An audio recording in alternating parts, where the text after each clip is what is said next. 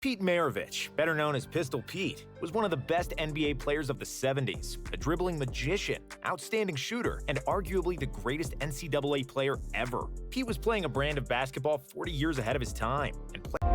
Reactions Matter by David W. Searcy, Jr. Please like, subscribe, comment, and share the video. Thanks for watching. Enjoy the content. Boom! What's up, ladies and gentlemen? Welcome back to the channel. I hope you're having another beautiful, marvelous, great, wonderful, lovely day. It's that time of the evening. We are, getting ready for nighttime. Time to get that little, So we've been watching Larry Bird. Come to find out, this dude right here, I can't say taught Larry Bird, but I'm going to say was an inspiration because this guy was from the 70s. Larry Bird didn't come in until the 80s. So they played one season together on the same team for the Celtics. Watch, here we go. Pistol Pete Maravich. This dude was something else. Pete Maravich, better known as Pistol Pete, was one of the best NBA players of the 70s, a dribbling magician, outstanding shooter, and arguably the greatest NCAA player ever. Pete was playing a brand of basketball 40 years ahead of his time, and players today can't even do some of the stuff the Pistol did in the 70s. Here's the career. Has anybody ever heard of Pistol Pete? There again, who's your favorite basketball player? Mine is, Michael Jordan, Jason Williams, Scottie Pippen, Dennis Rodman, Pistol Pete, even though he was way before my time. I was 3 years old in 77, so whatever. Here we go. Back to the show. Retrospective of Pete Maravich and how his showmanship influenced future NBA stars, who stole a lot of their moves from the Pistol. Early life and the origin of the Pistol. Pete Maravich was born in 1947, and basketball was in his blood. His father, Press, was a professional player for 2 years in the NBL and BAA, two leagues that merged and became the NBA in 1949. Press then started coaching, and because of his job, the Maravich family had to move a lot. The only constant for Press and his son Pete was basketball, which was a dish served for breakfast, lunch, and dinner. While Pete was only an infant, he already started dribbling, and by the age of 7, he started playing organized basketball. When Press Maravich coached at Clemson University, he would always bring Pete to practices and games, and the two would always talk about basketball in some shape or form. Pete would dribble the basketball on his way to school, while he rode on a bike, and even slept with the ball. At the age of 12, he was practicing up to 10 hours a day. His father taught him the fundamentals, but Pete loved basketball so much that he started improvising, and countless hours in the gym all alone gave birth to some of the most spectacular moves the NBA has ever seen. But more on that later. As a freshman, Pete started playing for Daniels High School in Clemson at the age of 14, but he barely played on a team filled with seniors. And even when Pete would come into the game, the older guys avoided passing him the ball. The crowd also laughed when they saw the small, skinny 14-year-old on the floor, which pissed the hell out of Pete. However, one single shot changed everything. Pete's team was down by 1 in the last seconds. Because he hardly ever had the ball, the opponents never guarded Maravich, so the Daniels coach decided to pass the ball to Pete. He got the open shot and made the game winner, and it was then that he received the nickname Pistol Pete. It was given to him by a reporter who noticed that when Pete shot towards the basket, it looked like he was pulling out a gun. The nickname remains, and the legend of the Pistol Pete was born. NCAA. All right. So who is your let's go right here real quick. Who's your favorite high school coach? Did you play basketball in high school? Did you play basketball in college? Were you that good where you were 14 being on the varsity team? How many hours did you spend in the gym? All you youngsters that want to be a professional basketball player, y'all need to pay attention. This dude spent hours dribbling and playing basketball. That's the key. The longer you spend doing it, the better you're going to be.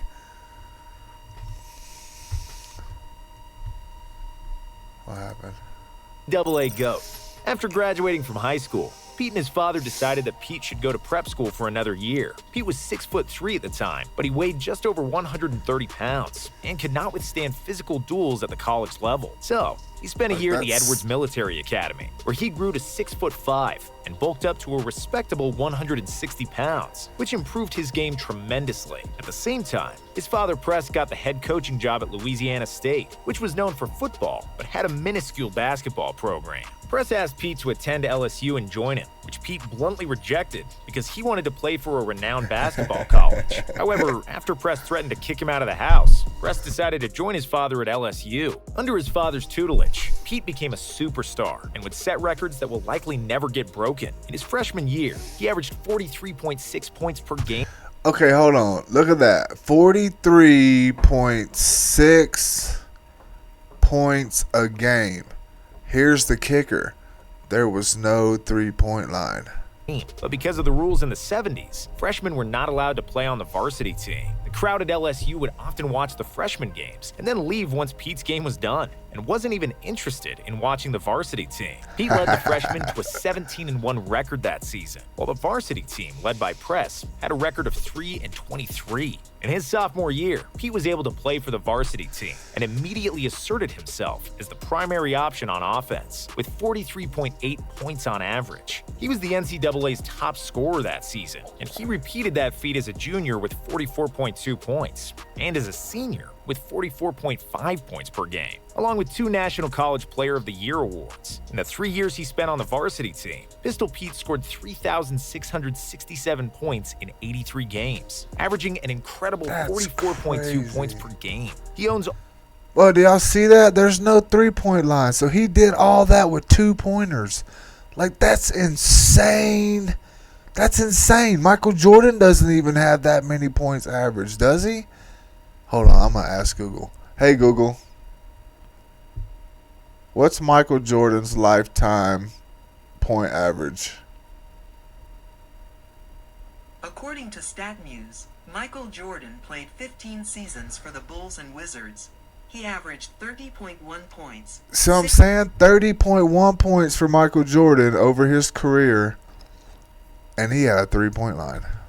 Almost every NCAA scoring record to this day. And what's even more impressive is that he broke all those records in the era without the three-point shot. Former LSU coach Dale Brown charted every shot Maravich scored, and because he shot many jumpers from long distances, Brown calculated that Pete would have averaged an astounding 57 points per game if his long jumpers counted as threes. A globetrotter in the NBA, Pistol Pete was the most known player in the country by the time he finished college, and he had plenty of options where to continue his career. He was contacted by half the ABA teams, many NBA teams, but also the Harlem Globetrotters, who offered Maravich $1 million to join them. Maravich dribbled the ball like a globetrotter. He shot the ball better than all of them, and he knew every basketball trick in the book. Between the legs.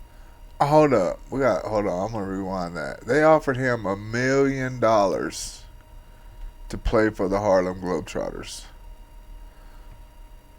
Bro.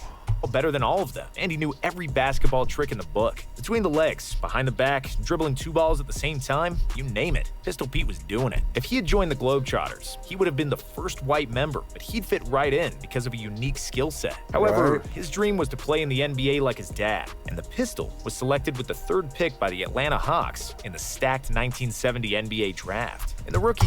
So I wasn't even born in 1970. He would have been great in and one with the Professor. You guys know the Professor? That dude's season, Maravich was under tremendous pressure after signing a contract worth nearly $2 million for 5 seasons. At the time, the largest contract in NBA history. However, he immediately proved that he is one of the best players in the world and that his big contract is justified. Maravich averaged 23.2 points and 4.4 assists per game as a rookie, which was the 8th best scoring output that season. The second season was supposed to confirm Pistol's superstar status, but he contracted mononucleosis, which caused him to lose 20 pounds. As a result, Pete missed 16 games, and the illness slowed him down to 19.3 points per game. But Pistol Pete would bounce back in his 3rd season, averaging 26 points and 7 assists per game, making his first All-Star team. In his 4th and final season with the Hawks, Pete was the 2nd best scorer in the league, with 27.7 points per game. But the Hawks played miserably and didn't even make the playoffs after 3 straight first-round playoff exits. We got the Jazz. New Orleans Jazz joined the NBA in 1974, and in the expansion draft, they acquired Maravich from the Hawks for 2 players and 4 draft picks. By doing so, they signed the local hero, considering that the Jazz Arena was less than 100 miles away from LSU. Joining a newly established franchise is a double-edged sword, and Pete learned that the hard way. Yes, he was a beloved superstar, and all the fans wanted to see him play. But on the flip side, the New Orleans Jazz wasn't any good, just like most new teams aren't. The Jazz didn't make the playoffs until 1984, 5 seasons after Maravich left the team and their relocation to Utah. But even though he never made the playoffs, Pistol Pete was playing the basketball of his life with the Jazz as one of the most unstoppable players in the league. He averaged 25.2 points and 5.6 assists in 5.5 seasons with the franchise, during which he led the NBA in scoring with 31 points per game in 1977, along with 3 All-Star appearances and 3 All-NBA nods. On February 5, 1977, in a game against the New York Knicks, the Pistol scored 68 points, a career high, and at the time, the most points ever by a guard. The feat is even more impressive when we know that he was guarded by Walt Frazier, one of the premier defensive guards of the 70s, and that he scored 68 without a three-pointer. In 1978, Maravich played the best all-around season of his career, averaging 27 points, 6.7 assists, and a career-high 2 steals per game. He would have probably led the league in scoring once again, and likely even pushed the Jazz to the playoffs, but he unfortunately injured his knee halfway through the season and was forced to miss the final 32 games of the season. Before he got hurt, the Jazz had a winning record due to a 10-game win streak. After Maravich went down, they lost 8 in a row, and their playoff hopes were shot dead. Unfortunately for Maravich and the Jazz fans, knee injuries plagued Pete for the rest of his career, as he only played 2 more years in the NBA. After the Jazz moved to Salt Lake City in 1979, they traded Maravich mid-season to the Celtics, where he teamed up with rookie Larry Bird. There it is, right there. Larry Bird versus Pistol Pete. Or not versus. Bro, that if Pistol Pete would have been in shape with a good knee, they would have been so unstoppable. It was the first NBA season with a three-point line, and Maravich immediately proved what kind of a shooter he was. The Pistol shot 67% for 3 in his final year, with bad knees that severely hampered his movement. Legacy. Pistol Pete was a basketball savant, and he played basketball 30 or 40 years ahead of his time. At the time of his retirement, he had by far the best handles in NBA history, and many of the greatest ball handlers took many pages out of Pete's ball handling book. He was a trendsetter that inspired generations, and if your favorite ball handler didn't learn from the Pistol, they likely stole some moves from someone who stole from Pete. That LaMelo Ball underhand full-court pass, Maravich did that in the 70s. Magic Johnson's around-the-back defender freeze and then pass, Maravich did that too.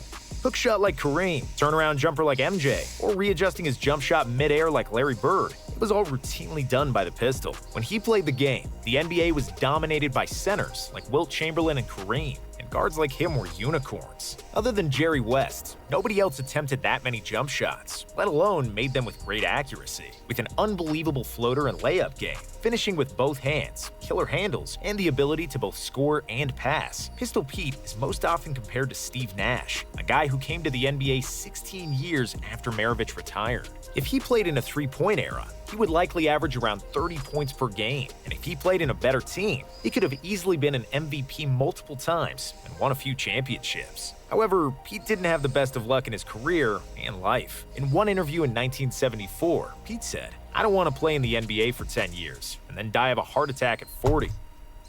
All right, so right there, he spoke something into existence. Can y'all read that? I don't want to play in the NBA for 10 years and then die of a heart attack at 40. So he spoke that into existence. But unfortunately, that's precisely what happened. His NBA career was cut short after 10 years due to knee injuries. And in 9 of 10 seasons, his teams had a losing record. And then in 1988, almost like he predicted it, he died of a heart attack at the age of 40 when he was playing pickup basketball. An autopsy revealed the cause of death to be a rare heart defect. He had been born with a missing left coronary artery. He lived for basketball, was a gym rat all his life, and ultimately died on the court. His last words were, "I feel great." Pistol Pete, man, that dude was something else.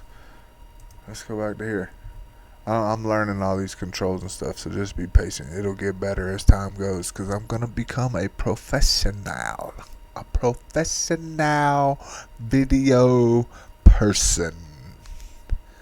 Something, whatever. Alright, hey, so tell me your basketball story. I played basketball back in the 80s and 90s. I was pretty good. I like Jason Williams, Michael Jordan. You know what I'm saying? I kind of had like a little bit of both of them in me. Don't believe me? Try me. Haha. I'll see you in the next one. Thanks for being here. Peace.